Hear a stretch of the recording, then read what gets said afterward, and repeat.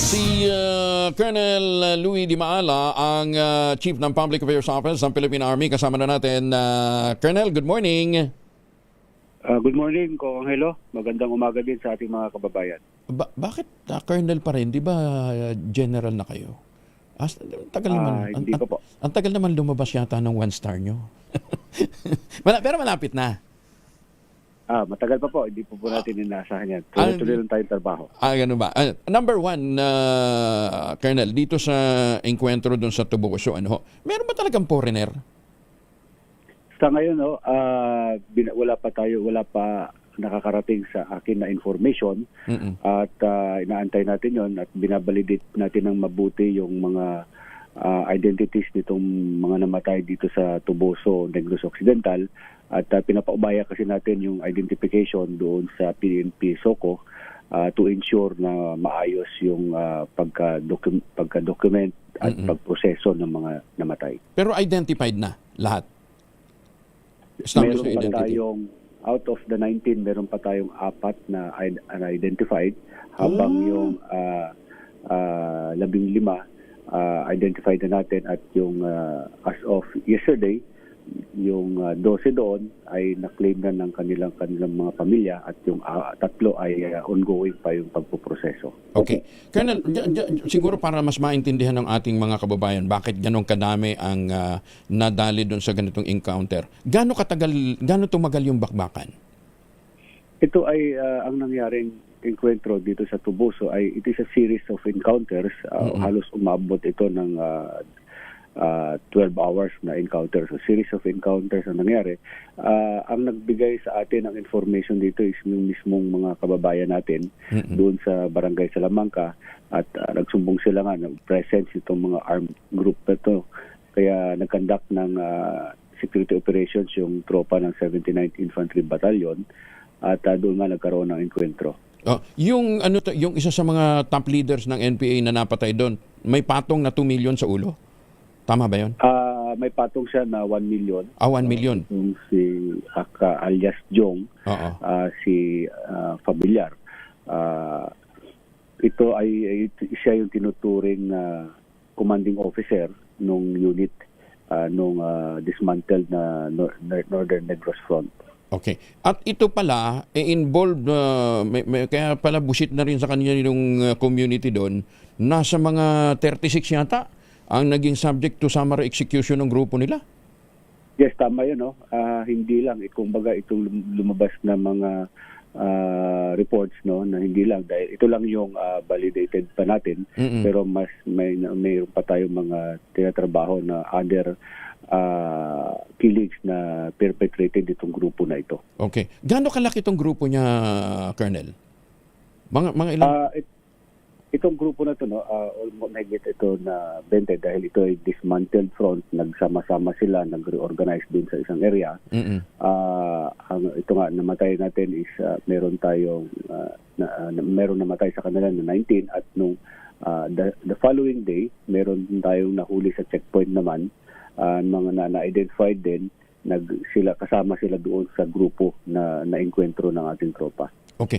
Yung mga nahuli, ilan sila, Colonel?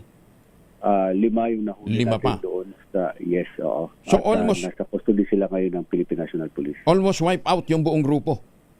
Yun ang masasabi natin sa ngayon. However, tuloy-tuloy pa rin to ensure yung security and yung clearing ng lugar. Tuloy-tuloy pa rin yung pursuit operation ng ating mga kasundaluhan doon sa lugar. At ang kagandahan dito, community yung nagsusumbong. Dahil nga sa atrocities na ginawa nitong mga lokong to. Okay. Nauna yung propaganda ng mga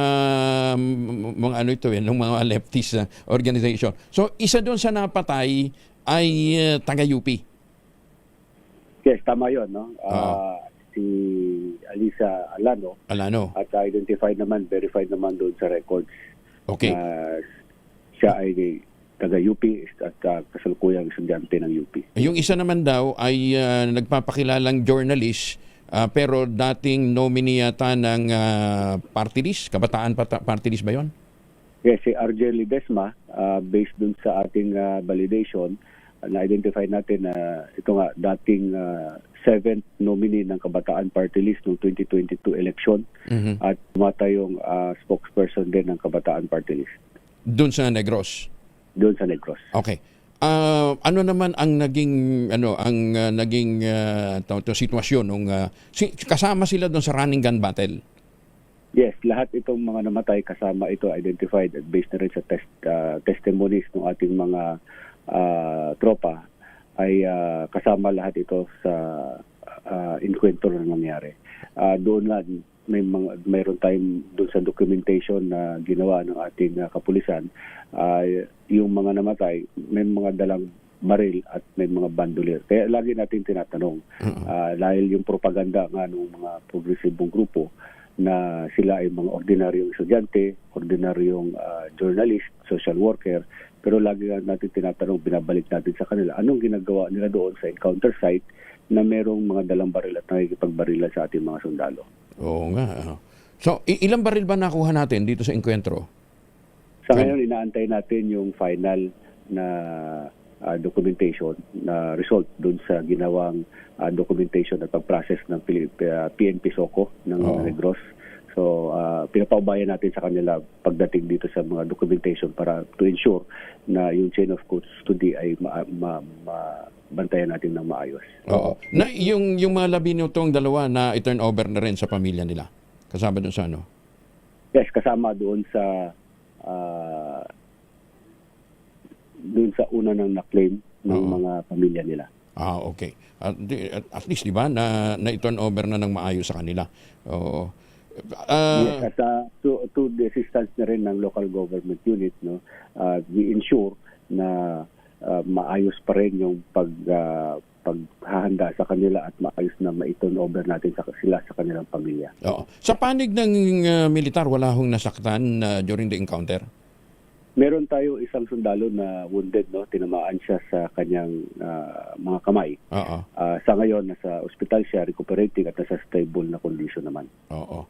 Colonel, yung nagugulat tayo dito, maayos naman ang pamumuhay, nakakapag-aral ng maayos, but still, naniniwala doon sa mga, sabagay, kanya-kanyang paniniwala yan. Sinasayang nila yung buhay nila. Colonel? Yes, doon tayo nanghihinayang, no?